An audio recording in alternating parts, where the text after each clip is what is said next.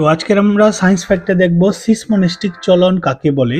তো তোমরা তিনটি পিকচার দেখতে পাচ্ছ, যেখানে লজ্জাবতী গাছ নিয়ে আজকে আমরা আলোচনা করব। লজ্জাবতী গাছের পাতায় স্পর্শ করলে তার পাতাগুলি মুদে যায়। এটা কেন হয় তোমরা কি জানো? যদি না জানো অবশ্যই সম্পূর্ণ ভিডিওটা দেখবে তোমরা। তো আমরা স্পর্শ করলে কিভাবে পাতাগুলি মুদে যায় তাই আজকে আলোচনা করব। তো দেখতে পাচ্ছ দুইটা পত্র রয়েছে, সেখানে হলুদ কালারের পালভিনাস থলি রয়েছে। এই পালভিনাস থলি থেকে কিছু তরল পদার্থ জমা থাকে এবং সেই তরল পদার্থটাই কি করে পাতাটাকে রসস্ফীত ও টান টান করে রাখে। কিন্তু যখন এই পাতাটাকে স্পর্শ করা হয় তখন পালভিনাস থেকে তরল পদার্থটি নির্গত হয়ে পাতাটাকে রসস্ফীতি কমিয়ে দেয় এবং পাতাটা এরকম ভাবে মুদে যায়। ওকে, তো ভিডিওটি ভালো লাগলে অবশ্যই লাইক করো, সাবস্ক্রাইব করো চ্যানেলটাকে। আবার দেখা হবে নতুন একটা সায়েন্স ফ্যাক্ট নিয়ে তোমাদের সাথে।